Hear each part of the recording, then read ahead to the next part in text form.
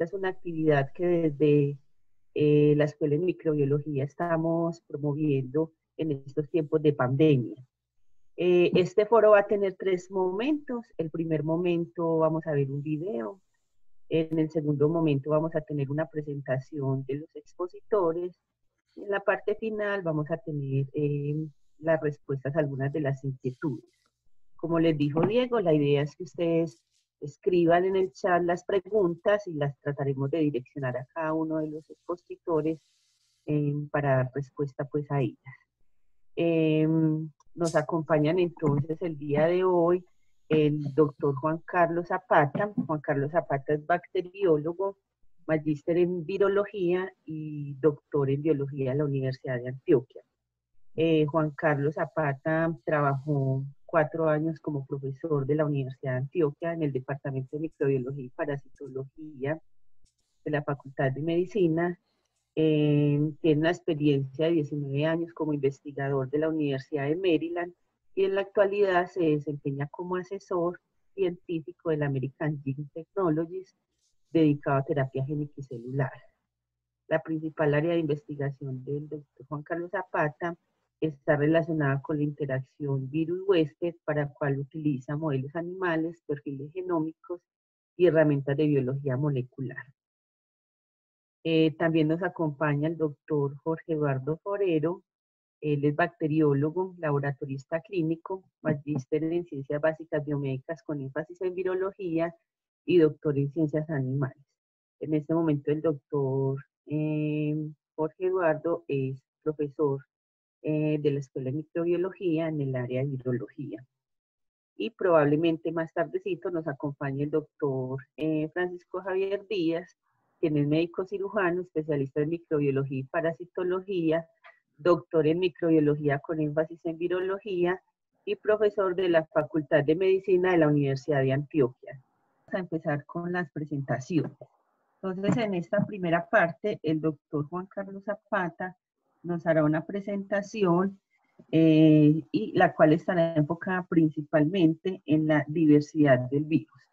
Entonces, Juan Carlos, bienvenido. Muchas gracias por la invitación.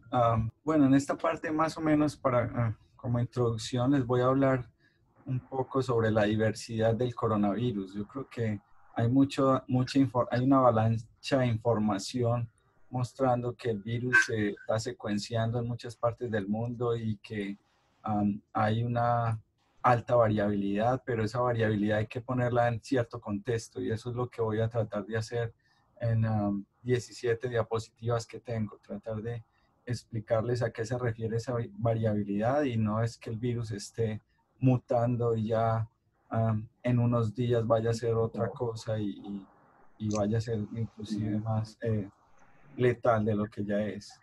Voy a comenzar como les dije, voy a hablar de primero la teoría de las cuasiespecies virales y luego voy a hablar cómo se aplica esto a la diversidad en los coronavirus. La teoría de cuasiespecies se basa sobre todo en el estudio de virus RNA. Aquí traigo aquellos que son médicamente importantes, como el virus de la... Un segundito, yo habilito el enlace. Como el virus del HIV, influenza y hepatitis C. Estos virus tienen la característica de que pueden mutar bastante y el virus del HIV, por ejemplo, evade el sistema inmune, no hay vacuna, puede crear resistencia contra algunas de las drogas antirretrovirales. Para el virus de la influenza, cada año tenemos que tener también una vacuna porque está cambiando constantemente. Y el virus de la hepatitis C también cambia, aunque ahora tenemos pues una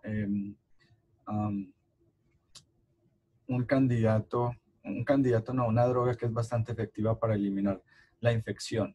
Estos virus pueden cambiar de tal manera que se adaptan rápidamente al nuevo ambiente y en ese cambio pueden generar resistencia a vacunas o terapias antivirales. Aquí tenemos más o menos una comparación en la tasa de mutación en diferentes organismos. Tenemos acá el humano, en los mamíferos en general, más o menos en 8 millones de años, la tasa de mutación se considera que es 1%, y esta tasa de mutación va aumentando con la disminución en la simplicidad y el tamaño de los genomas de los organismos y microorganismos. Aquí tenemos los hongos, tenemos las bacterias, los virus DNA, y aquí tenemos los virus RNA. Dentro de ellos tenemos los coronavirus. Aquí quiero mostrarles la diversidad que puede haber en un año, o qué tanto cambia en un año el virus del HIV en un individuo comparado con el virus de influenza. Y quería hacer esta comparación precisamente para mostrarles que aunque el virus pueda cambiar mucho, no necesariamente implica que hay un cambio a generar cepas que sean más agresivas o más virulentas. Por el contrario, estos virus tienden más a adaptarse al hospedero, a tal punto que hay algunos virus de HIV que ya están, algunas cepas que ya están adaptadas al huésped, y toman más tiempo en generar esa inmunodeficiencia que se puede ver en los pacientes sin tratamiento. Esto comparado con el virus de influenza varía un poco menos que el virus del HIV, sin embargo, vemos que varía lo suficiente como para tener una vacuna, para tener que hacer una vacuna cada año. Entonces, el mensaje de esta diapositiva es que la alta variabilidad o la poca variabilidad no se correlaciona con la patogenicidad siempre. ¿Por qué se estudian, por qué se hacen estos estudios de evolución en virus RNA?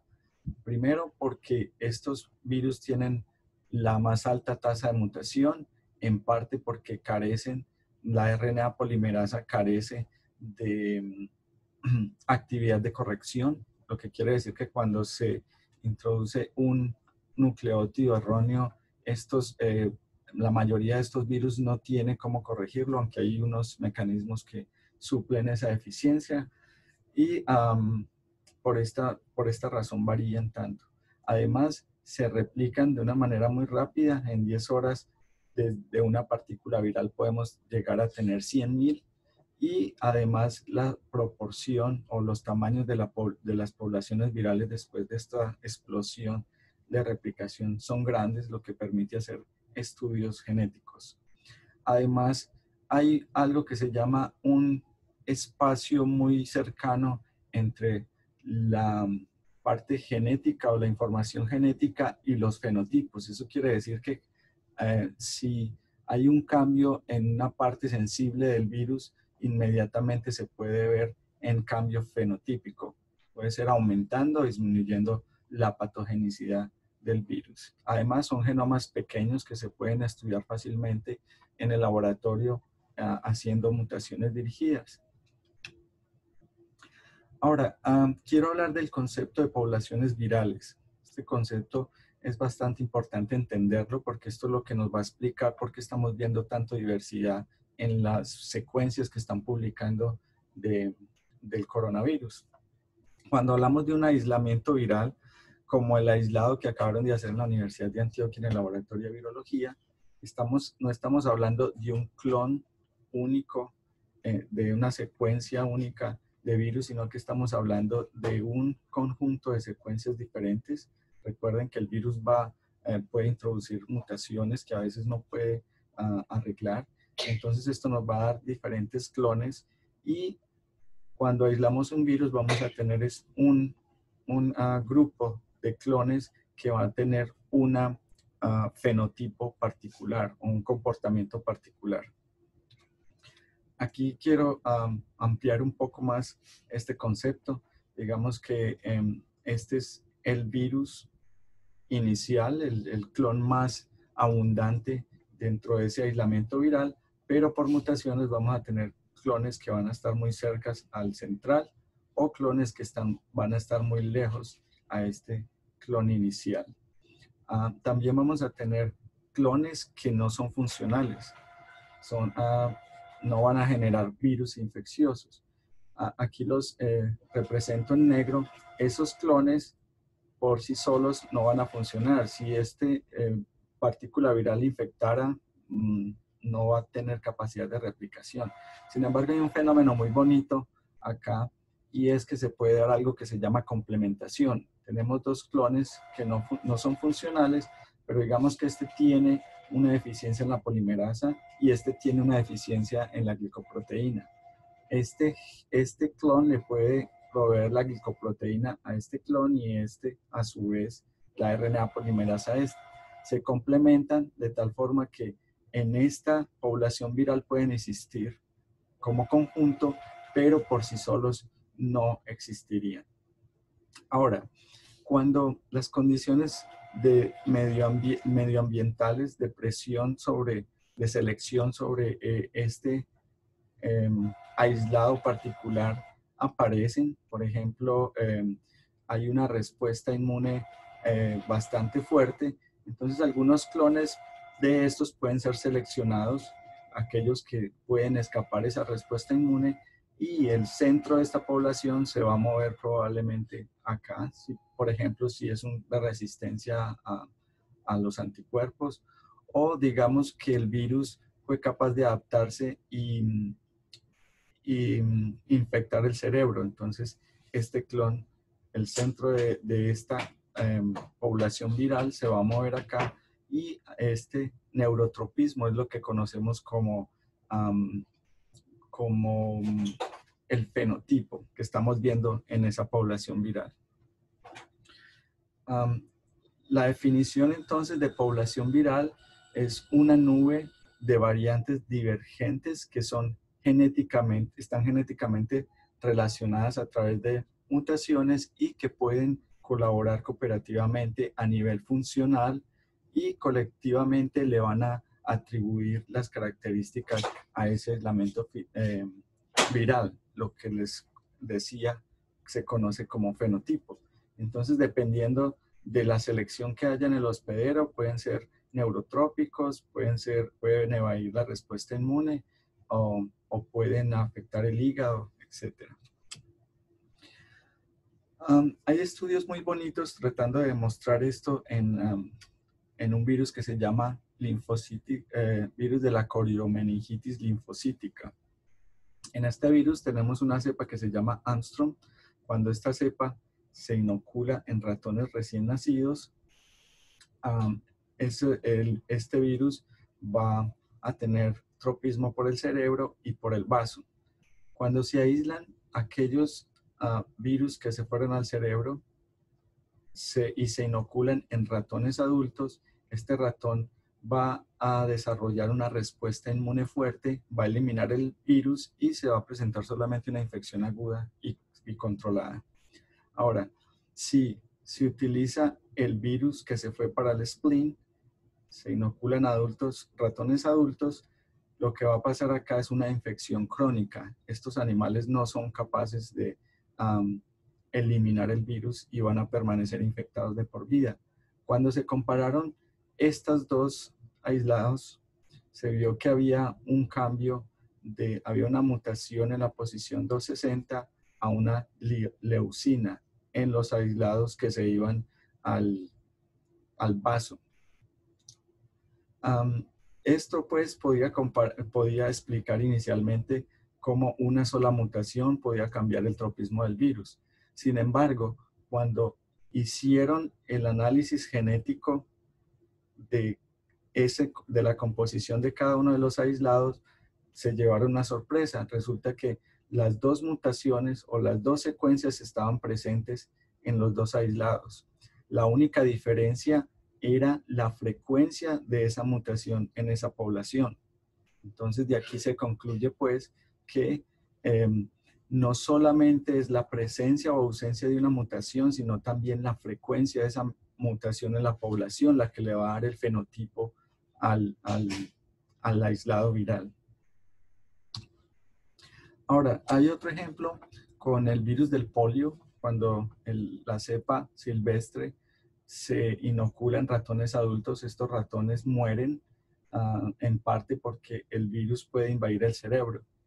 Cuando se aísla este virus del cerebro y se inocula nuevamente en ratones adultos, esos ratones sobreviven. ¿Por qué? Resulta que parece ser que el fenotipo de ir al cerebro está dado es por la diversidad que hay dentro del aislado viral. Cuando esa diversidad se disminuye, el virus tiene menos capacidad de explorar otros espacios y no es capaz de invadir el cerebro. El mismo resultado han obtenido haciendo cambios en la polimerasa viral. Con mutaciones pueden aumentar la fidelidad de la polimerasa viral y también ven una reducción en la diversidad genética de esos aislados y tienen el mismo resultado. Ahora, aquí tenemos la partícula viral. Este es el coronavirus. El coronavirus es un virus RNA de sentido positivo. Por análisis de secuencia se descubrió pues que la proteína S de Spike es la que reconoce el receptor humano que se llama AC2 y esta porción del virus fue la que cambió inicialmente en los murciélagos y pudo hacer ese salto entre especies. Antes de que llegara al humano, pues este virus estaba, como les digo, circulando en animales. Esta diapositiva la quiero mostrar es qué fue lo que pasó con ese virus. Ese virus, inicialmente los coronavirus como el SARS pueden saltar a humanos, pero la transmisión entre humanos no es muy buena. Este virus fue capaz de traspasar esa barrera y tenemos acá pues que una persona infectada por este coronavirus tiene un índice de reproducción 2, el virus. Lo que significa esencialmente es que una persona infectada con el virus puede infectar a 2. A su vez, estas personas pueden infectar otras 2 y así sucesivamente hasta que se da dándose un incremento exponencial en las infecciones. Y por eso es que hemos visto que muchos países inicialmente reportan muy pocos casos y en cuestión de días o semanas ya tienen miles de casos de personas positivas para el coronavirus. El receptor de este virus se llama AC2, es una proteína que está en la membrana de muchas células y que esencialmente lo que hace es cortar la angiotensina 2, la angiotensina 1 y 2 y la convierte en unos subproductos que son vasoconstrictores y además antiinflamatorios. Es por esto pues que cuando el virus se une al receptor, esta proteína no puede ejercer su función, se acumula angiotensina 1 y 2 y estas aumentan la presión arterial y además son inflamatorias, contribuyendo pues a todo el cuadro severo que se ve en pacientes que se agravan por la enfermedad. Ahora, han habido muchos estudios en los últimos meses de análisis de secuencias de virus aislados no solamente de China, sino de otras partes del mundo. Aquí en esta gráfica estoy mostrando aislados de China y cómo fue que comparando la secuencia de esos aislados, ellos pudieron ver que estaba muy cercana, más del 99%, a la secuencia de los murciélagos. Es por esto pues que la teoría es que este virus se inició en murciélagos, tuvo una primera mutación que le permitió saltar a otras especies. Esa especie intermedia se piensa que son los pangolines y de aquí se derivaron dos tipos, de acuerdo a análisis de estas personas, de estos autores. Y ellos lo llaman tipo 1B y porque se deriva del tipo 1A y el tipo 2. Este tipo 1B tuvo una segunda mutación y parece que este es mucho más eficiente en replicarse en las personas. Ambos están Se encuentran en humanos, sin embargo, cuando se hacen estudios de poblaciones, parece que el tipo 1B solamente se encuentra en 30% de los infectados, mientras el tipo 2 o L se encuentra en 70% de la población. Entonces, esta primera mutación le permitió reconocer el receptor AC2 y esta segunda mutación parece que le dio preferencia para el uso de codones. Entonces, de codones humanos. Entonces, este aislado o esta cepa se puede replicar mucho más rápido que la inicial. Como les digo, aquí solamente les estoy poniendo algunos ejemplos de los análisis de secuencia porque ya han reportado muchísimas secuencias. En este trabajo, por ejemplo, hicieron una comparación de 1100 secuencias de diferentes países y de diferentes continentes y países. Y estos autores dividen estas secuencias en 4 subgrupos, básicamente 3. Ellos lo llaman S, B y G. Y encuentran que pueden hacer rastreo de cómo se están distribuyendo esos subgrupos y encuentran que el subgrupo S, por ejemplo, es mucho más predominante en Estados Unidos, está circulando más en Estados Unidos, mientras que el subgrupo G está circulando más en Europa. Sin embargo, todavía no se ha encontrado ninguna correlación entre esos subgrupos y un aumento o disminución en la patogénesis del virus. Aquí quería mostrarles también otro ejemplo, cómo ellos pueden trazar, rastrear de dónde viene el virus que está circulando haciendo análisis de secuencia. En ese mismo trabajo, ellos entonces tratan de mirar si hay alguna indicación de que el virus está evolucionando, se está adaptando más o se está volviendo más patogénico. Sin embargo, las mutaciones iniciales que fueron en la proteína S, en la spike protein, se mantienen y vieron que la mayoría de mutaciones están ocurriendo en sitios que se llaman UTR, de regiones no traducidas. Esto quiere decir que no codifican ninguna proteína. Y son mutaciones que se llaman neutrales porque en realidad no le están confiriendo ninguna ventaja evolutiva al virus. O sea, sí se están viendo muchos cambios, pero no son cambios significativos desde el punto de vista evolutivo. Acá quería traerles esto también. Había mencionado inicialmente que estos virus mutaban más que otros porque la RNA polimerasa no tiene actividad de corrección. Sin embargo, este grupo de virus, los coronavirus, junto con los nidovirales y los adenovirales, tienen una característica muy importante, y es que hay otras proteínas que ejercen esa actividad de corrección.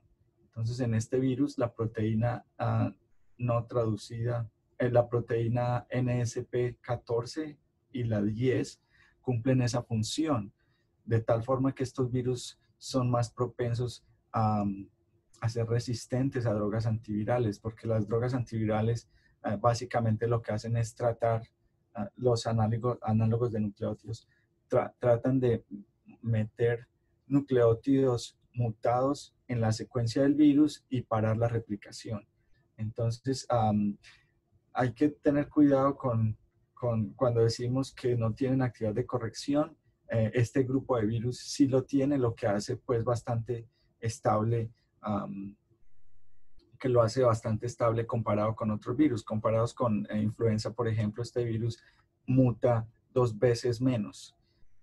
De tal forma que probablemente la diversidad en secuencias que estamos viendo se deba precisamente a que lo que se está detectando son cuasi especies del virus. Cuando se hace un análisis de secuencia, algunas veces se amplifica por PCR ese aislado viral y podríamos estar amplificando algunas de estas secuencias cercanas, y por eso es que hay diversidad, pero esta diversidad se ve normalmente en cualquier virus, llámese DNA o RNA. Eso era lo que les traía. De nuevo, el mensaje es a decirles que este virus es un virus relativamente estable.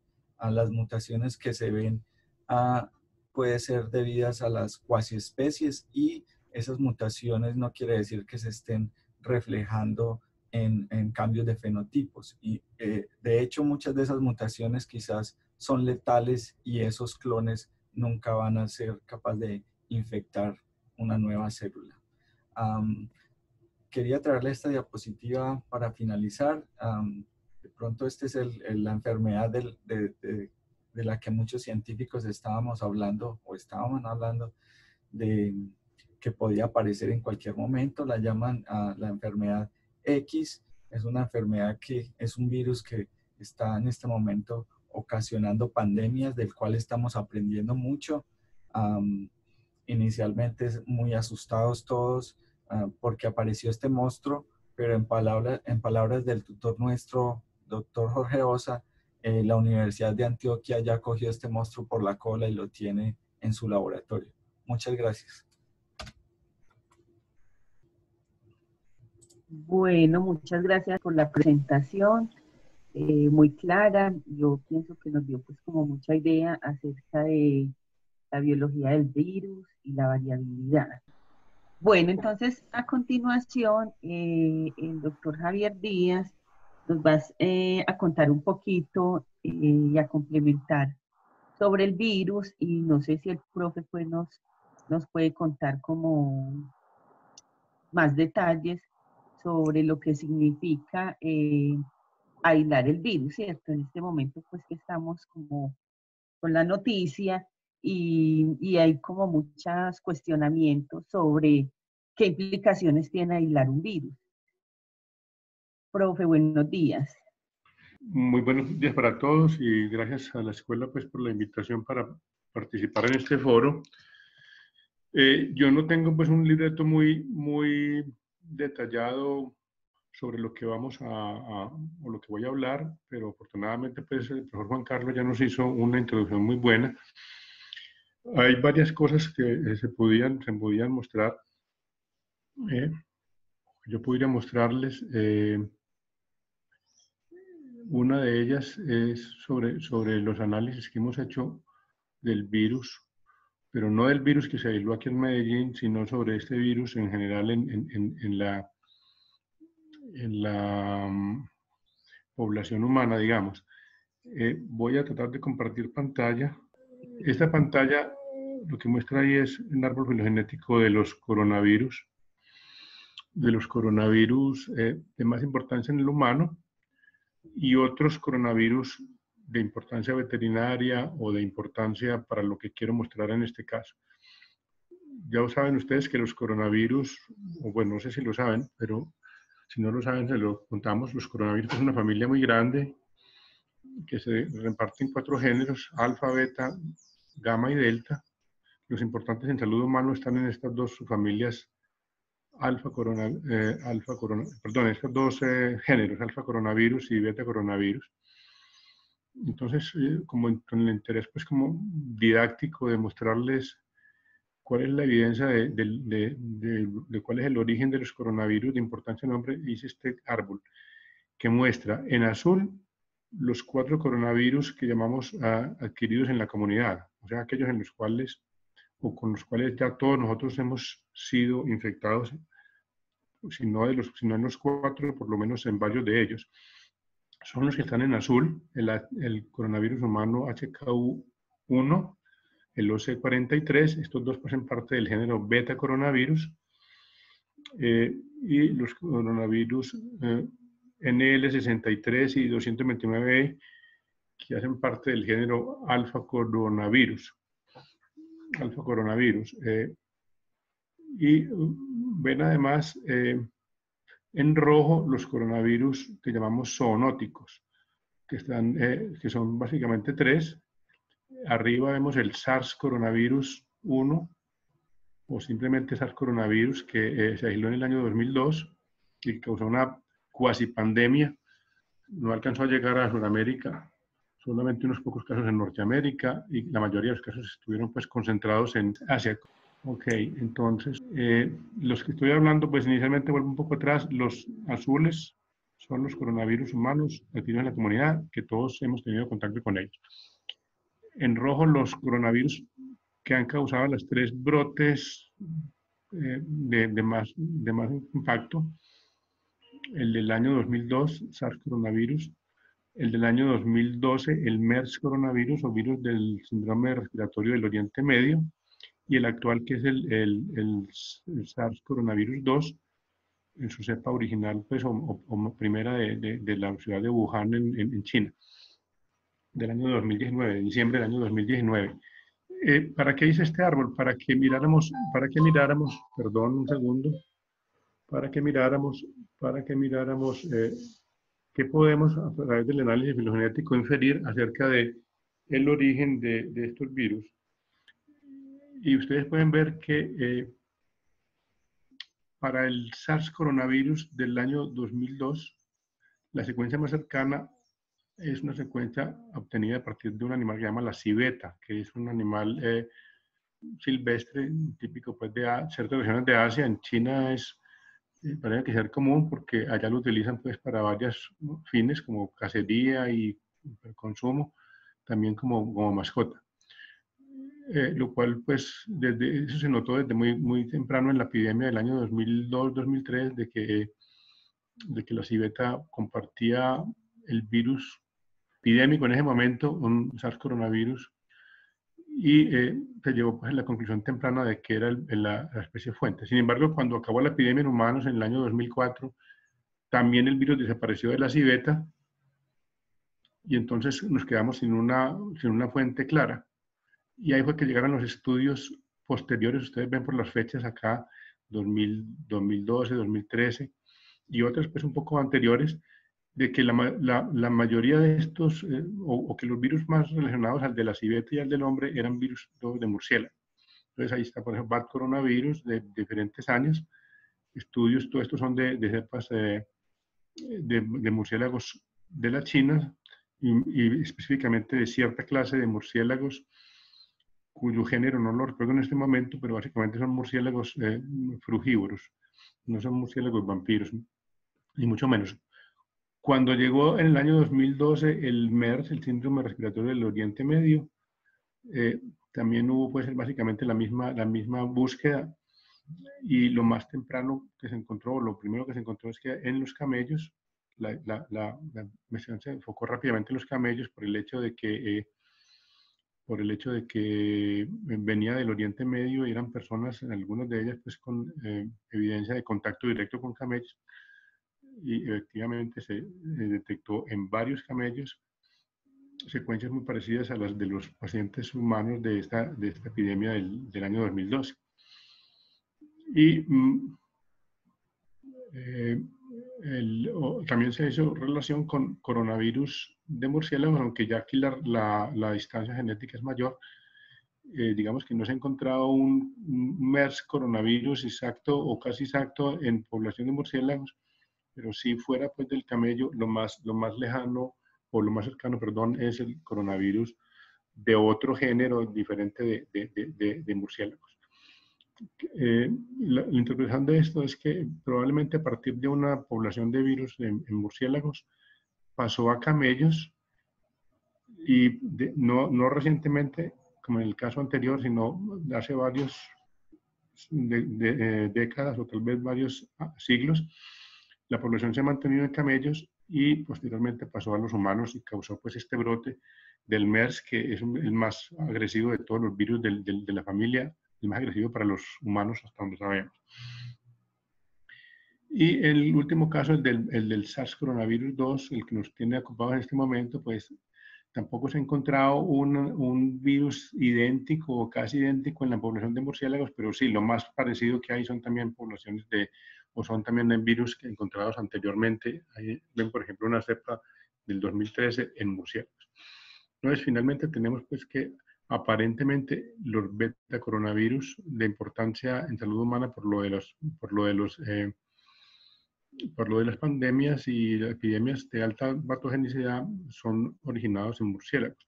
Aquí no incluye el coronavirus encontrado en el pangolín. Sin embargo, este que tengo señalando en este momento, el del rat G13, es más cercano al virus original de China que el del pangolín. El pangolín está un poco más distante, pero no mucho más distante pues tampoco. O sea que en este momento pues no hay una evidencia muy fuerte de que realmente fue el pangolín el intermediario entre el virus actual, perdón, entre el murciélago y el virus actual que funciona en los humanos. Es una posibilidad interesante, pero aún no comprobada. En cambio, la civeta como agente o como hospedero intermediario en el brote del 2002-2003 sí está muy claro, y el camello como intermediario en el brote del año 2012 en el síndrome respiratorio del Oriente Medio también está muy claro.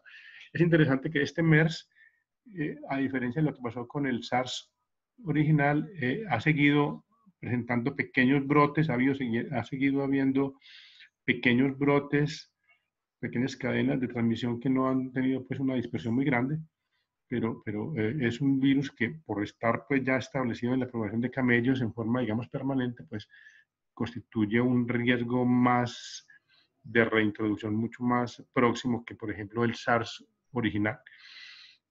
Con respecto al riesgo de reintroducción posterior del SARS coronavirus 2, no voy a decir nada porque mientras no sepamos cuál fue o cuáles otros animales lo albergan, pues es difícil decirlo. Miren ustedes también que todavía dentro del género beta coronavirus hay dos coronavirus humanos, el uno cercano a un coronavirus de bovino y el otro que no está muy cerca de ningún otro virus.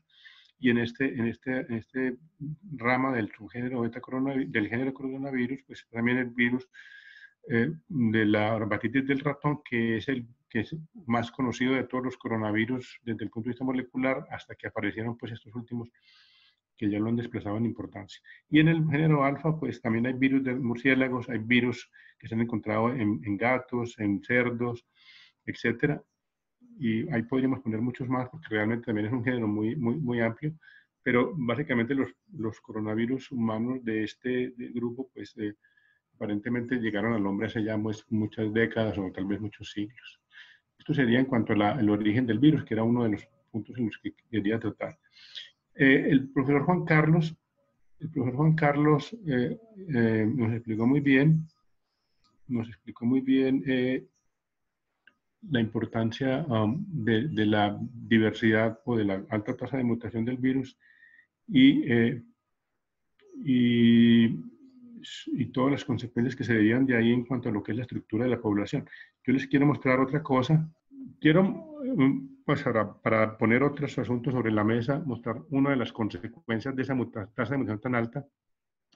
Esa tasa de mutación tan alta y tasa de evolución consecuentemente tan alta genera que aún en virus aislados con pocos años de diferencia se puedan encontrar cambios sustanciales en el genoma, y eso nos permite hacer cierto tipo de análisis que no se podría hacer, por ejemplo, si fuéramos a intentarlo hacer, digamos, con la llegada del cólera o con la llegada de la bacteria KPC o de cualquiera de estas cosas, porque los cambios en este tipo de organismos ocurren más lentamente.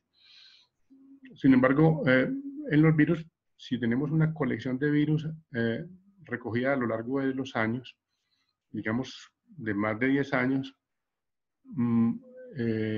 es posible hacer análisis como este. El que les voy a mostrar es lo que corresponde al ingreso del virus dengue 2, cepa del sureste asiático en las Américas, y lo hicimos con base en las cepas colombianas y cepas de otros países de la región y también de otros países de otras regiones. Entonces, veamos, arriba ustedes pueden ver que hay una tabla de tiempo que empieza en el año 70, ya corrió un poquito, y por el lado derecho viene entrando el virus en los años 70 o viene aproximándose a las Américas. Voy a dejar correr el video, ven cómo llega el virus en el año 80 aproximadamente a las Antillas, mayores y menores. luego entra a Venezuela, a Colombia y a Brasil. Posteriormente se dispersa a Centroamérica y a otros países de Sudamérica también, a México. Vamos llegando a los años 2005, 2010.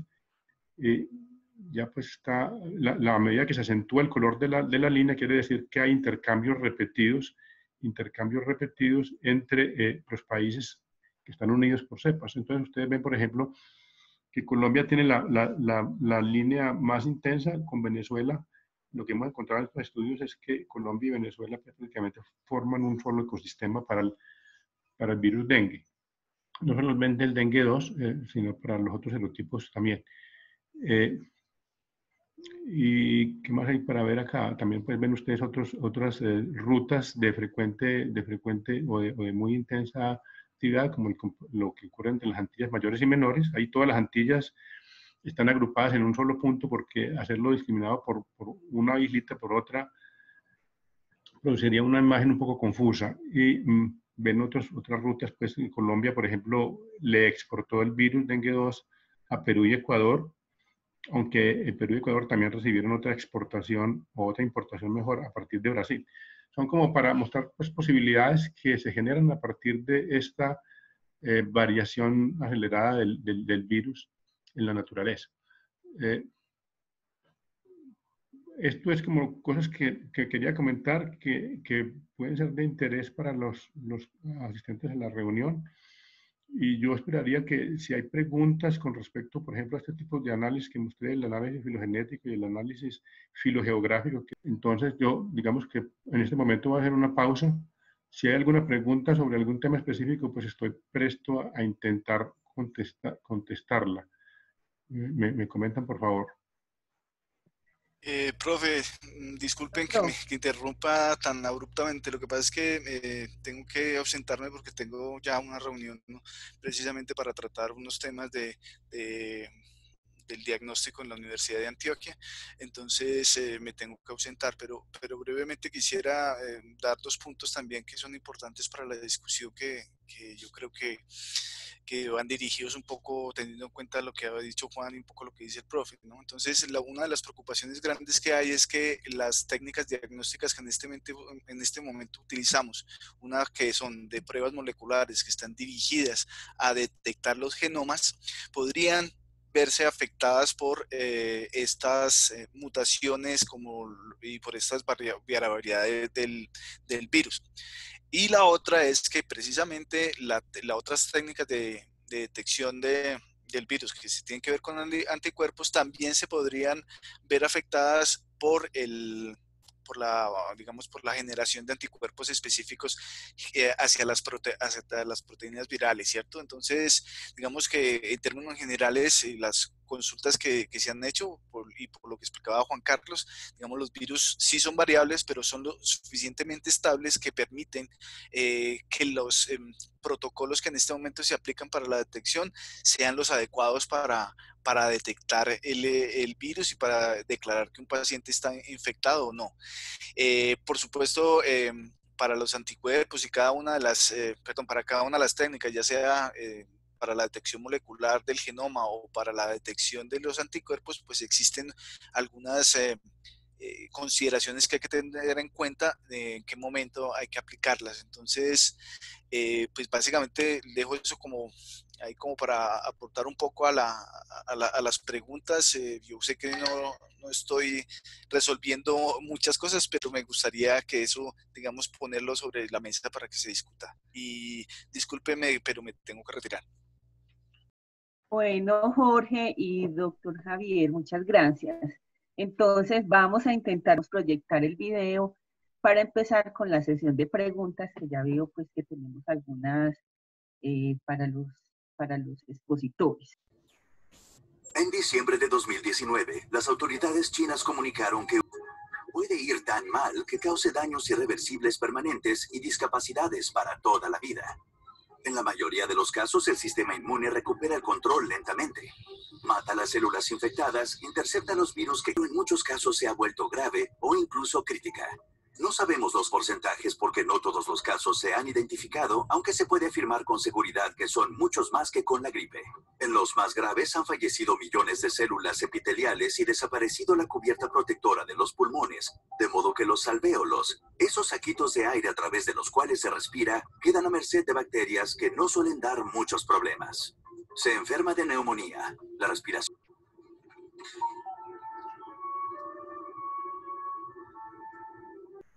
Bueno, muchas gracias entonces, Juan, por permitir proyectar el video. Vamos entonces a empezar con la sesión de preguntas. Ya veo pues que algunos las han puesto en el chat.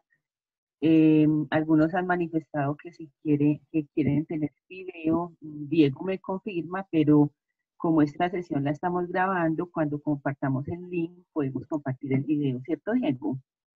Sí, profe, podemos compartirles el enlace cuando tengamos ya editado esta grabación. Les compartiremos este video de la charla, pues, de estas reflexiones y el video que acaban de ver.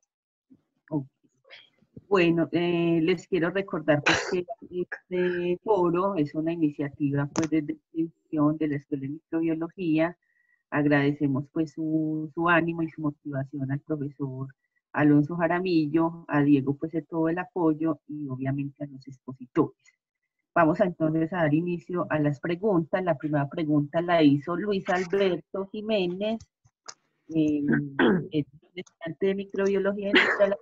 Lo que sí, Luis, de la seccional de apartado, Luis nos está preguntando específicamente, creo que esta pregunta va dirigida a Juan Carlos, y él dice que en algunos estudios que se han publicado en el mundo sobre las secuencias del virus, se ha visto una variabilidad significativa entre las comparaciones de cepas que están en los diferentes países. Luis dice, por ejemplo, que el de Colombia se afirmó que se correlaciona con una cepa reportada en Europa por su número de match del alineamiento de la secuencia. La pregunta de Luis entonces es si ustedes creen que en Colombia se puede encontrar otra variación del virus. Esa sería como la primera pregunta para Juan, y luego vienen dos preguntas para el profe Javier. Bueno, gracias Luis Alberto por la pregunta. Pues como trataba de mostrarles, el análisis de secuencia permite rastrear de dónde vienen los virus. Por lo tanto, sí, probablemente puede haber una secuencia, una cepa aislada de Colombia, pero eso no quiere decir que se comporte diferente. Simplemente la secuencia es un poco diferente y está relacionada con las cepas aisladas en Europa, pero de nuevo esas secuencias no significan inmediatamente que sea una cepa más virulenta o menos virulenta. No sé si Javier quiere agregar algo adicional. Sí, lo que tendría que decir es que lo mismo que dice Juan Carlos, el cambio, la mutación no implica cambios fenotípicos necesariamente, no necesariamente el virus se va a volver más o menos agresivo, más o menos contagioso. Pero con seguridad sí va a haber cambios en la cepa, o sea, que en algún momento vamos a encontrar, digamos, mutaciones que solo se ven en el virus que circula en Colombia. Eso lo vamos a encontrar, y podemos incluso hacer pues, un mapa de dispersión del virus en Colombia, como el que les mostré para el dengue 2.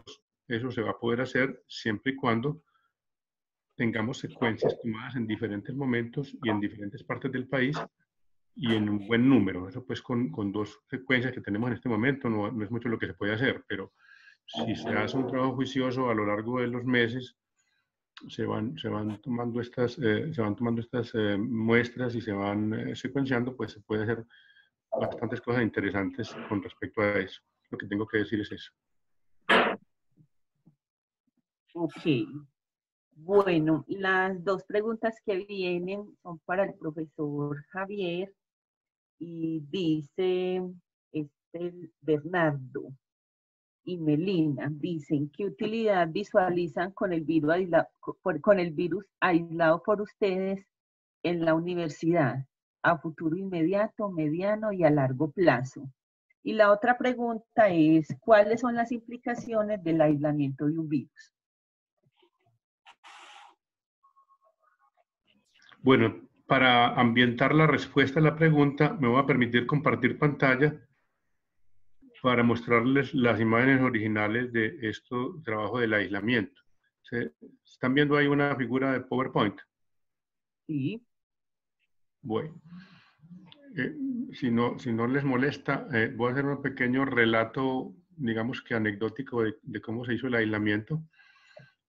Después de que tomamos la decisión de intentar cultivar el virus, que por cierto no es el método diagnóstico ideal por muchas razones. Una vez tomamos la decisión de intentar el aislamiento, pues buscamos un paciente que ya se hubiera diagnosticado con COVID-19. Fuimos bueno, alguien nos hizo el favor, pues nosotros no fuimos en persona. El mismo laboratorio que había tomado la muestra original nos hizo el favor de buscar al paciente, pedir su autorización para tomarle una nueva muestra, y a partir de esta nueva muestra de aspirado nasofaríngeo hicimos primero un PCR en tiempo real que corresponde a la figura de la parte A, el componente A de la figura. Voy a ver si la puedo ampliar un poquito. ¿Será que de pronto se empeora la situación? ¿Ahí qué tal se ve? Se ve más grande, se ve muy bien. Bueno, entonces la figura A es el PCR en tiempo real, original del paciente, o mejor de la muestra que utilizamos para el aislamiento. La línea roja corresponde a la amplificación del genoma del paciente, y la línea azul corresponde al control positivo de la prueba. También hay una línea que está horizontal que corresponde al control negativo. Entonces, lo que encontramos aquí es que desde el ciclo 18 de la reacción ya había amplificación del genoma en pequeñas cantidades que pues siguió pues aumentando en forma exponencial, como ocurre pues normalmente en este tipo de prueba. Ahí para destacar que es una amplificación muy temprana. La mayoría de los resultados positivos en estas pruebas se obtienen a partir del ciclo 20, más frecuentemente por ahí en el ciclo 30, 35.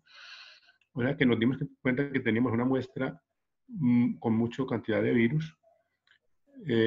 Y es una cosa notable porque la muestra que utilizamos se tomó 8 días después de la primera muestra que había sido positivo. Lo que muestra que esos pacientes tienen, bueno, algunos de ellos tienen una excreción viral no solo prolongada, sino muy abundante durante varios días. Lo que siguió a continuación fue inocular las células, como las que ustedes ven en el punto B, que son células del riñón de mono verde africano, o más conocidas como células Vero, con una pequeña porción pues, de la muestra que le tomamos al paciente, y luego observar sobre los días qué pasaba. Y lo que observamos al tercer día es lo que está en la figura C, que es un cambio en la morfología de las células, un desprendimiento de algunas partes de esa capa de células, lo que llamamos la monocapa, y también pues las células cambiaron de morfología. En vez de esas células con pequeños fusiformes que normalmente se observan en el cultivo de células Vero, pues aquí teníamos unas células redondas, más refringentes, unos cambios muy evidentes. Realmente la imagen B corresponde al control negativo y la imagen C a la prueba propiamente dicha. Entonces ya una vez que teníamos un cambio citopático, pues podíamos pensar que teníamos el virus o que teníamos un efecto tóxico por efectos de la muestra, el moco pues, del paciente que había mezclado necesariamente con la muestra. Entonces, para verificar que sí era el aislamiento del COVID, del virus que causa el COVID-19, o sea, el SARS coronavirus 2, hicimos una nueva amplificación a partir del sobrenadante del cultivo, que es la que ustedes observan en la figura D, y una inmunofluorescencia. En la amplificación vimos que aquí nuevamente había una amplificación muy temprana del genoma viral, pero esta vez no muy temprana, sino muchísimo más temprana. Desde el ciclo 11 o 12 ya ustedes ven que la curva se inclina hacia arriba decididamente, lo cual indica que hay muchos más virus en el cultivo que en la muestra original. Y por inmunofluorescencia, pues teníamos un problema técnico, y era que necesitamos, para uno detectar crecimiento viral por inmunofluorescencia, tiene que tener un anticuerpo contra el virus que está detectando. Y no lo teníamos, pero le pedimos al mismo paciente que nos donó la muestra de nasofaringe, que nos donó también una muestra de suero. Y en esa muestra de suero hicimos pues una titulación de anticuerpos y encontramos que había una positividad, que es lo que se ve en la figura F. El E es el control, o sea, el suero del paciente reaccionando contra células infectadas es la F, y el suero del paciente reaccionando contra células no infectadas es el E. Ustedes ven que en el F, o sea, en la reacción contra las células infectadas, se observan células con un citoplasma fluorescente. Esto solo lo observamos a la dilución de 1 en 10, o sea que solamente este paciente tiene anticuerpos, pero a un título muy bajo, que es otra de las cosas importantes para recordar con este virus, y es que la aparición de anticuerpos es tardía y solo después de 7 o más días de enfermedad empiezan a aparecer los anticuerpos de inmunoglobulina M y los de inmunoglobulina G probablemente el día 12 o más, aunque eso varía pues considerablemente de un paciente a otro. Entonces, pues, es interesante pues porque ilustra varias cosas, como les digo ya, la excreción prolongada y abundante de partículas virales, la reacción tardía de los anticuerpos, y finalmente pues esto fue lo que teníamos hasta el sábado de esta semana pasada. Ahora ya pues habiendo terminado pues esta pequeña anécdota, sí voy a pasar a las respuestas, a las preguntas que me hacen. Volvamos entonces a las preguntas. Las preguntas de Bernardo y de Melina eran ¿qué utilidad visualizan con este virus y cuáles son las implicaciones del aislamiento? Yo las partiría en tres tipos de implicaciones, o tres tipos de consecuencias, digamos. La primera, de orden teórico, digamos de investigación básica, es que teniendo el virus aislado, se puede en primer lugar hacer la secuenciación mucho más fácil que si se hace a partir de la muestra directa del paciente, aunque parece que las dos secuencias que había hasta ayer en el GenBank de coronavirus colombiano habían sido obtenidas directamente de muestra, pero si no tiene una carga viral alta de la muestra, pues puede haber dificultades en esa secuenciación que se hace por el método de secuenciación profunda. Entonces, primero que todo, tenemos una muestra que nos va a servir como un punto de partida a ver como qué cambios se van a observar en los meses siguientes en la evolución viral. También nos puede servir esa secuenciación para verificar que los primers que estamos usando en las pruebas diagnósticas realmente corresponden en su secuencia blanco a la secuencia que tenemos en Colombia, y de esa manera podríamos decir, pues esta prueba probablemente va a seguir funcionando bien o puede tener algún problema porque ya vemos una mutación ahí en el blanco del primer. Bueno, aunque esto que acabo de decir realmente corresponde al segundo tipo de consecuencias, que son las de tipo práctico. De tipo básico, en primer lugar, toda la parte evolutiva que se presta para inferencias de tipo inmunofilogeográfico, como la que mostré para el dengue, para inferencia, por ejemplo, de saber de dónde nos ha llegado el virus, y todo nos llegó de España o ha habido ingresos del virus de otras regiones, en fin. Y otra también pues, de tipo básico es que en principio se podría utilizar para experimentación de tipo fisiopatológico, aunque eso no lo vamos a poder hacer porque requeriríamos tener acá una colonia de monos y eso tendría mucho riesgo. Eso sí la puede hacer el profesor Juan Carlos Zapata, que él sí trabaja con monos allá en la Universidad de Maryland. Esa se la dejamos a él.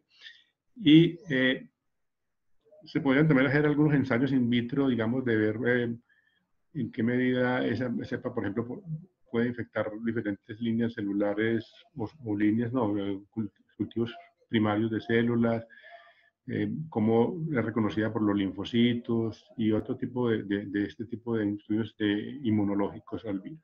Esas serían pues las aplicaciones básicas. Las aplicaciones prácticas son, en primer lugar, lo que yo dije de verificar que el genoma viral que tenemos en Colombia sí corresponde al que se utilizó para diseñar los primers de la prueba diagnóstica.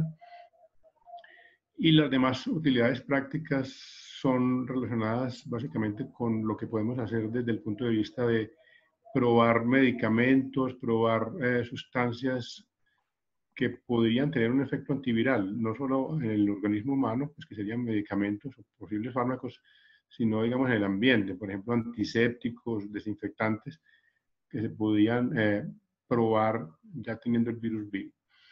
Aunque no sabemos si vamos a poder hacer esto, por lo que les voy a explicar en el tercer tipo de consecuencias que ha tenido este aislamiento. Y ya pues pasando a ese tercer tipo de consecuencias es lo que corresponde, digamos, a la parte, digamos, personal y grupal para todos los que hemos trabajado en esto, y es que de la noche a la mañana pues la vida nos cambió mucho porque las llamadas de la prensa a raíz de que las directivas de la universidad quisieron pues hacer una divulgación a los medios de comunicación del hallazgo, pues el contacto con la prensa frecuente pues nos ha tenido un poquito agobiados. En primer lugar, y no solamente la prensa, que realmente se acerca con nosotros con un ánimo muy positivo y muy digamos que como de ver positivamente las consecuencias de este aislamiento, sino también de algunas personas que han entrado en pánico por el hecho de que tenemos el virus en la universidad, en el laboratorio, y ya pues nos hicieron parar todos los experimentos con el virus vivo, porque tienen miedo de que van a resultar infectados todos los que están en el edificio donde estamos haciendo el cultivo. Entonces, finalmente se nos vino el mundo encima también por esta cosa, y pues no es también lo más importante, pero para que vayan viendo los estudiantes lo que puede ocurrir con una cosa de estas. Yo creo que eso responde a las preguntas de Bernardo y de Melina. No sé si hay otras preguntas para mí o para el profesor Juan Carlos, no sé. Sí, bueno, muchas gracias, profe, por las respuestas. Tenemos otra pregunta de la profesora Elena del Corral. Ella pregunta, dice para el doctor Javier Díaz, o quien quiera responder, ¿qué variables afectan la tasa de reproducción del SARS-CoV-2? Yo no soy el más adecuado para responder esa pregunta, pero sí tengo alguna idea. La tasa de reproducción o el índice reproductivo básico R sub 0 es aquella medida de que a cuántas personas se infectan a partir de una persona que se afecta originalmente. Era algo pues que lo presentaba el profesor Juan Carlos en su presentación, de que cómo era la progresión de la epidemia si hay una R sub 0 igual a 2. Este virus, por cierto, pues hablan de que tiene entre 2 y 3. Y las cosas que afectan tienen que ver mucho con la forma de transmisión.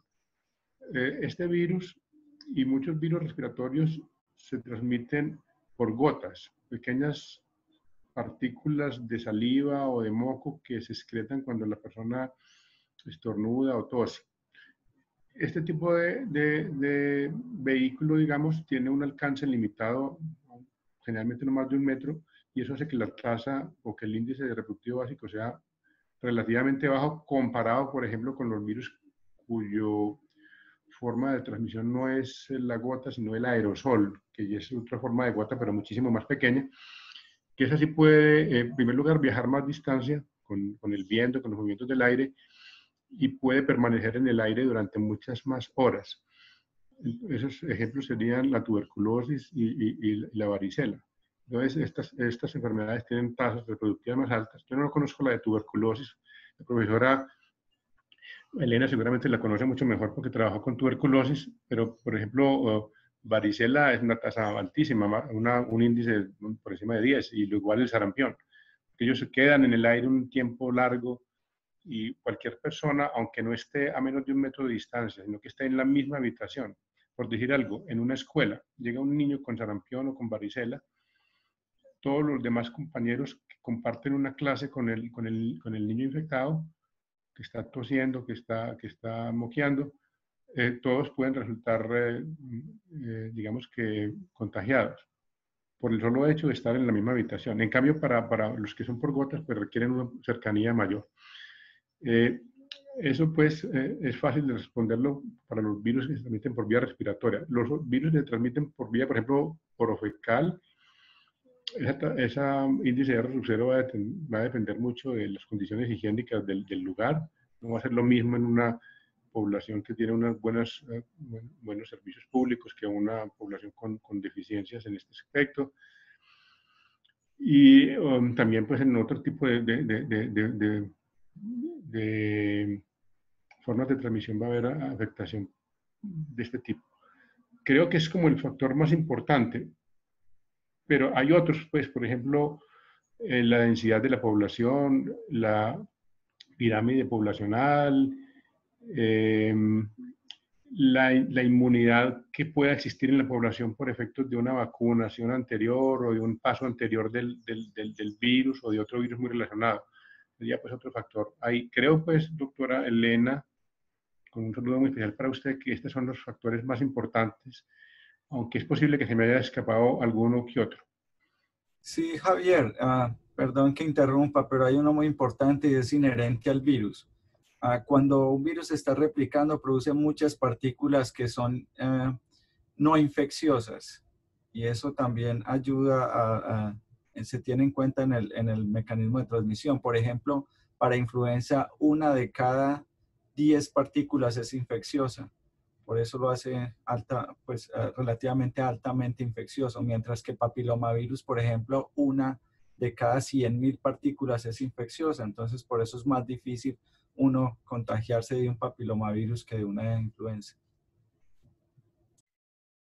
Yo quisiera ahí como complementar un poco la pregunta y es, entonces lo que se pretende con estas estrategias de cuarentena obligatoria y todo esto es precisamente disminuir ese índice de reproducción, o cuál sería pues como el impacto de estas estrategias a nivel poblacional. Javier quiere responder.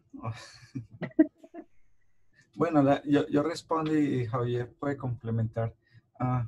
La idea de todas las medidas que se están tomando simplemente es tratar de disminuir ese porcentaje de personas que se infectan.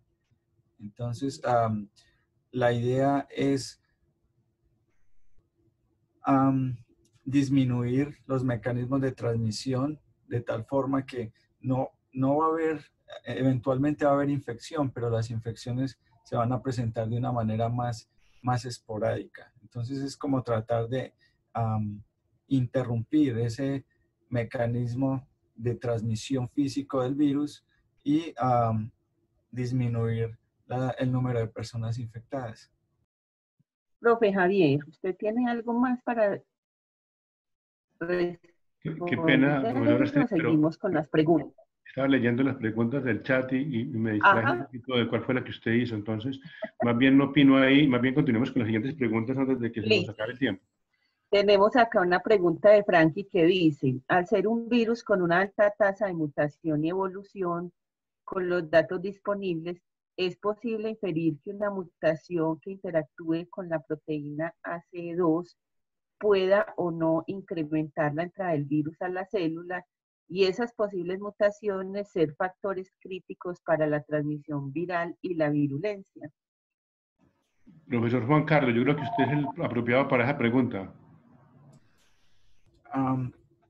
Yo creo que la mutación que ocurrió en el ACE2 ya ocurrió y como les decía, cuando les mostraba el mapa, hay estas limitaciones, estas mutaciones no hacen cambios ilimitados. Hay un espacio restringido entre lo que ellos se pueden mover. Entonces, probablemente la optimización del receptor parece que ya se hizo.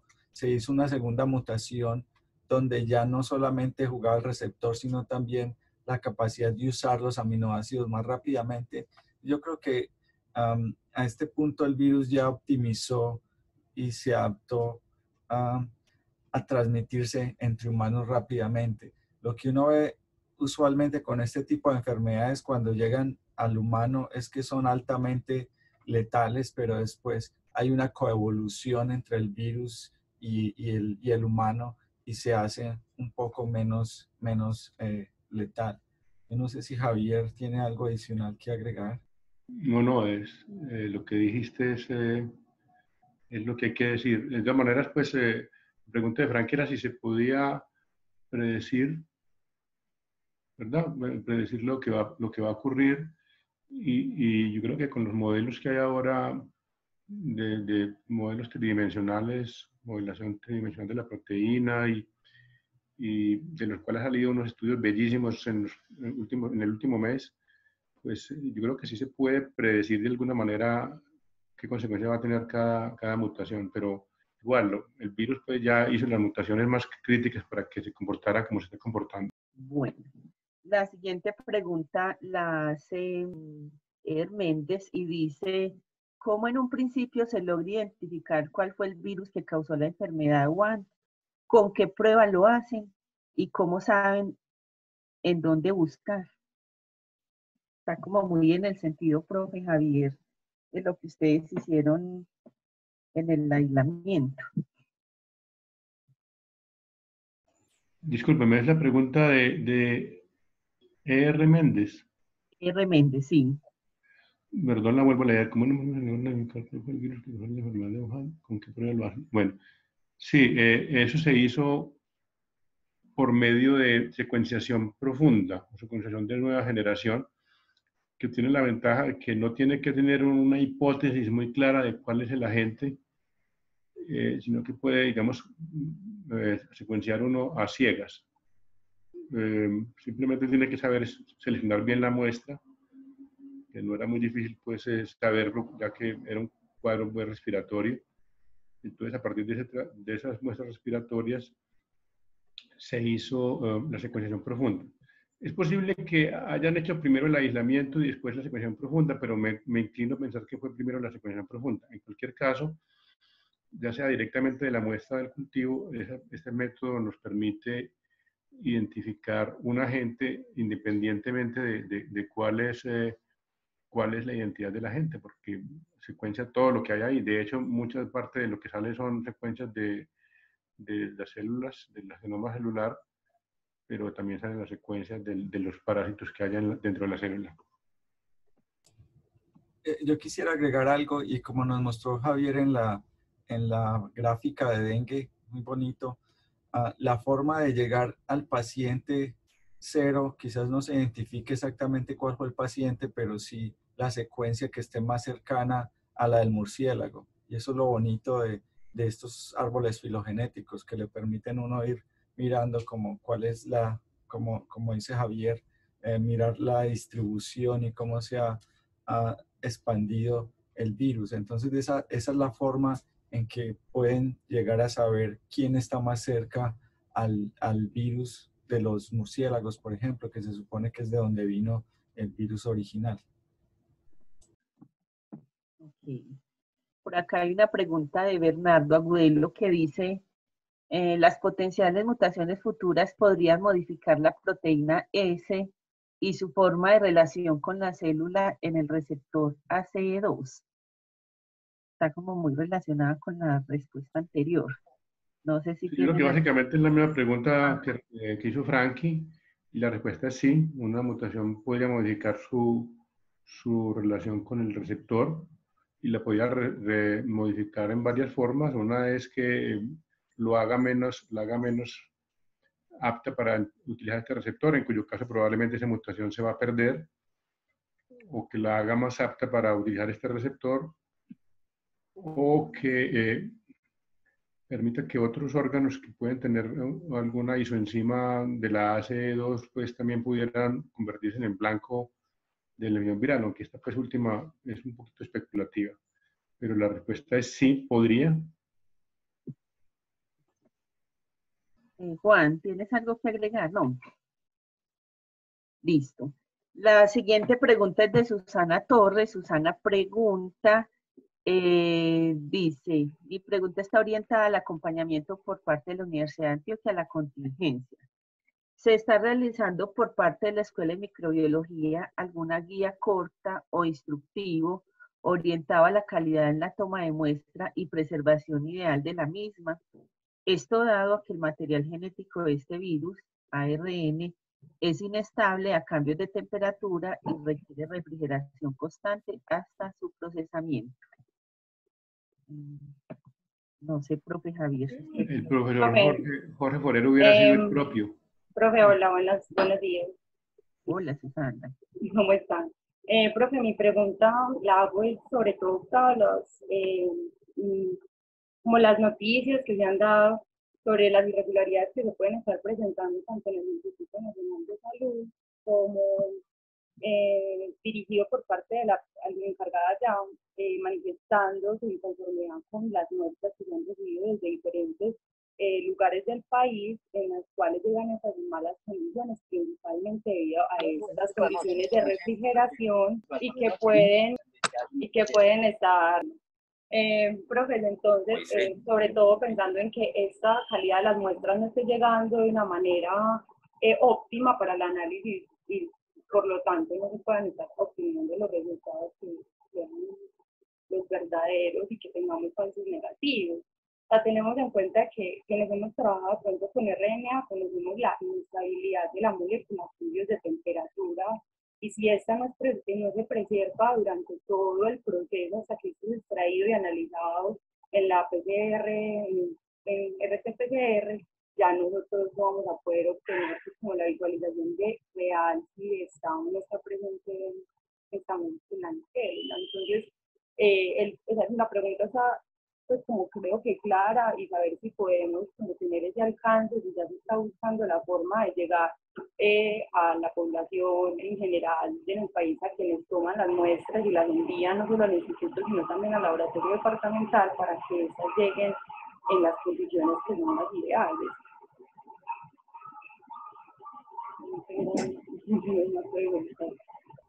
Como es una pregunta dirigida hacia la Escuela de Microbiología, yo creo que Astrid, tú te tocaría intentar responderla. Yo le voy a trasladar esta inquietud, Susana, al profesor Jorge.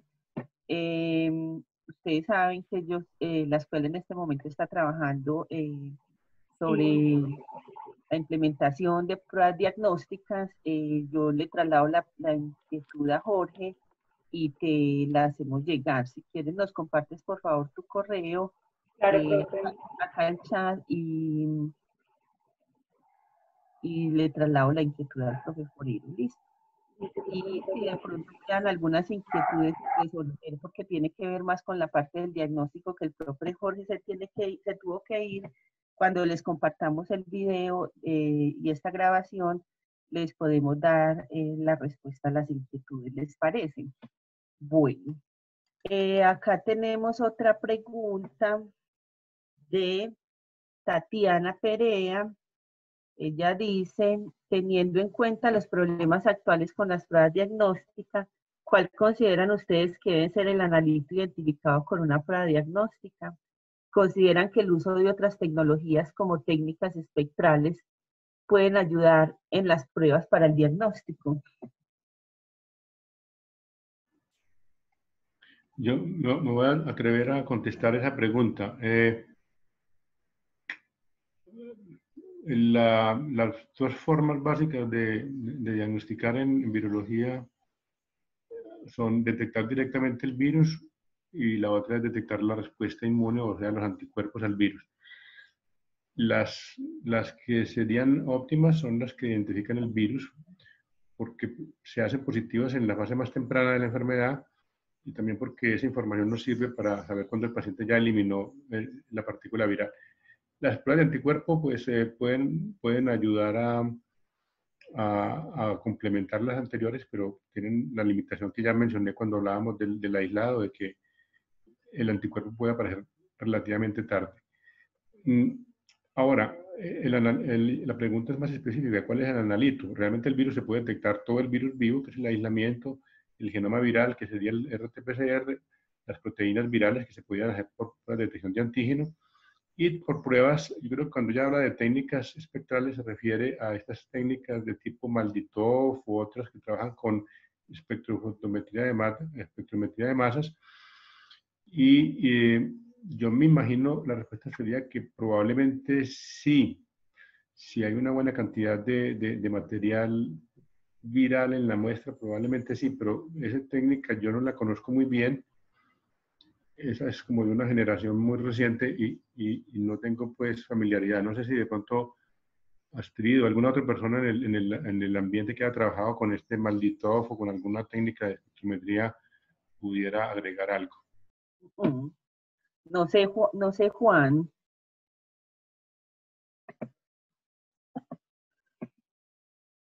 No tengo experiencia con esas técnicas. Lo que mencionó el profe Javier, pruebas para detección de antígenos, detección de anticuerpos, identificación del genoma viral, pero ya esas tecnologías no, tampoco tengo experiencia. Bueno, tenemos acá una pregunta de Valentina, dice, ¿cuál es el limitante de saber con certeza el animal responsable de la transmisión zoonótica? Profesor Juan Carlos, ¿quiere responder la pregunta? Yo creo que hay muchas limitantes y entre ellas es que este tsunami se nos vino encima y no ha habido tiempo de hacer investigación básica. Entonces todo lo que se está aprendiendo sobre la marcha y a pasos forzados. Por eso es que hemos visto tanta literatura ahora disponible en los últimos meses en cuanto al coronavirus. Algunos trabajos que en el laboratorio tratando de mirar a ver cómo se transmite el virus, si hay mascotas que lo pueden transmitir, pero no han hecho todavía trabajos en animales silvestres, a ver si ellos lo pueden transmitir o a ver si lo tienen como reservorio. Dice acá Bernardo Agudelo, el perfil epidemiológico de los pacientes más graves demuestra riesgo en enfermedades cardiovasculares, hipertensos, usuarios de medicamentos inhibidores de la enzima conversora de la angiotensina. Podríamos clasificar poblaciones de riesgo cardiovascular sensibles en el sistema renina-angiotensina que pertenecen al 25% aproximadamente de la población para aplicar en estos estrategias de protección de la forma más grave. Juan Carlos, ¿se atreve a responder esa pregunta? Esa está como muy alto turmequé. Ay, María. Bueno, yo creo que ya se identificaron, todavía no se conocen todos los factores de riesgo para coronavirus, porque hay gente joven que está muriendo y no se sabe por qué, pero sí se saben de muchos factores de riesgo que mencionan aquí en la pregunta, y yo creo que las medidas de prevención deberían de estar dirigidas precisamente a proteger ese tipo de personas en la población, porque tienen no más alto riesgo de infectarse, pero sí más alto riesgo de sufrir complicaciones. En ese sentido, yo creo que yo ya he discutido esto con varias personas. La estrategia ideal para proteger esos grupos poblacionales de alto riesgo sería identificar aquellos casos que son positivos, aislarlos, no enviarlos a la casa porque en la casa infectarían el resto de la familia, aislarlos y tenerlos en monitoreo por si desarrollan algún tipo de complicación. En cuanto al tratamiento que se ha dado, lo único que se ha visto que es medio efectivo para evitar complicaciones es comenzar a administrar oxígeno muy temprano después del diagnóstico. ¿Puedo hacer una pregunta? Sí, adelante. Claro. Gracias, me atreví a hacer esa pregunta porque esta enfermedad nos ha motivado a pensar en otra dimensión frente a la relación que tiene con el receptor ACE2, que hace parte del sistema de control o de regulación, no solamente en el sistema vascular, sino en el sistema inflamatorio. Entonces, hay una parte de la población, yo pues como ginecólogo conozco la sensibilidad que tiene una parte de la población de mujeres que son sensibles en el sistema, que pertenecen a ese grupo de síndrome de ovario poliquístico, que terminan haciendo hipertensión y fenómenos vasculares, y una parte de la población que más o menos se tipifica entre el 20 y el 25%, pueden tener lo que llamamos mutaciones puntuales o alteraciones del receptor, y estos receptores son altamente específicos a los moduladores que desencadenan entonces respuesta inflamatoria. La hipertensión es una enfermedad de carácter inflamatorio. Básicamente lo que sucede en el modelo, por ejemplo, de la preeclampsia es que a partir del momento en que comienza el fenómeno preeclámptico, se pierde el mecanismo natural de control del sistema renina-angiotensina. Entonces, uno podría visualizar, como es para mí una gran notación, que si este tipo de virus seleccionan este tipo de ligando en la célula, podría entonces estar causando, primero en los ancianos, pero en personas jóvenes susceptibles de la hipertensión y los fenómenos vasculares, y eso es lo que desde la epidemiología se podría buscar posteriormente. Caracterizar estas personas si tienen antecedentes familiares de hipertensión, de trastornos renovasculares, sensibilidad hipertensiva, etcétera. Y sería un modelo interesante de la epidemiología y la clínica, y por qué no desde la genética misma de identificar poblaciones de riesgo si esta enfermedad se va a quedar y se va a volver endémica en la población humana, dada la gran inflamación y la gran respuesta, como lo mostró el video, destructiva, generando respuestas del inflamosoma, que es el inicio de la respuesta inflamatoria de activación, y del sistema NF-κB. Por lo tanto, creo, pues estoy especulando, y es una pregunta un poquito elevada, pero creo que para ustedes que están, sobre todo Javier, que conozco y que es inquieto, poder pensar en un futuro una aplicación del estudio del virus y de la caracterización con pacientes que son más susceptibles, que son los que realmente se están muriendo. Muchas gracias. Bernardo, yo quería agregar que de hecho ya in vitro demostraron que agregando el receptor, el AC2, a células ver infectadas con el virus puede disminuir los títulos virales entre 1000 y 5000 veces.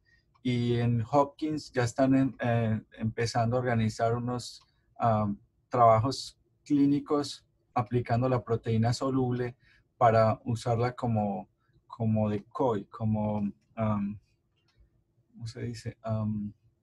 Como falso receptor para poder capturar las partículas virales que están en circulación y disminuir la carga viral. Porque entre otras cosas, la carga viral alta está relacionada también con complicaciones.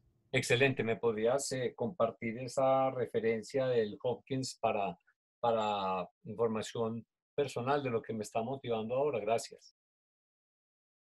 Claro que sí, con mucho gusto. Muchas gracias. Desafortunadamente, pues nos quedan ya 2 minutos para terminar.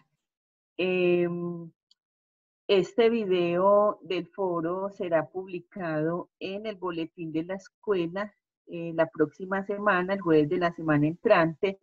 Les propongo entonces que, como nosotros quedamos con las preguntas, las que quedan sin responder, vamos a dar respuesta también en ese boletín para que estén atentos. El boletín es compartido a partir de comunicaciones de la escuela. Entonces, para terminar, quisiera que de pronto hay una pregunta como muy llamativa para que terminemos, y es: ¿cómo cambiará el cambio estacional a una temporada de lluvia la tasa de transmisibilidad y contagio del virus? Me gustaría como que termináramos pues con esta pregunta, si los dos expositores nos pueden dar como ideas sobre esto, ya que existe pues mucha preocupación qué va a pasar luego cuando ya no haya cuarentena, ya sabemos que el virus se quedó, cómo entonces nos vamos a proteger, si siempre que tengamos una temporada de lluvia entonces vamos a tener una pandemia. Entonces de pronto que demos unas respuestas claras, que proporcionemos de pronto un poco de tranquilidad o bueno, de inquietudes a los asistentes. No sé quién quiere empezar.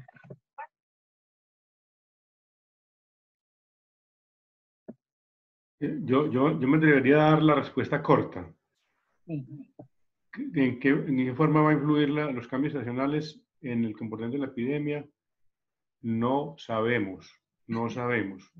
Es muy posible que haya alguna influencia porque todos los virus respiratorios, unos más, otros menos, tienen cierta periodicidad estacional, pero es muy diferente el patrón, por ejemplo, de influenza, al de enterovirus, al de los parainfluenza, al de los adenovirus. Entonces, no sabemos a cuál se va a parecer el coronavirus este. Entonces, muy buena la pregunta, pero todavía no tenemos la respuesta.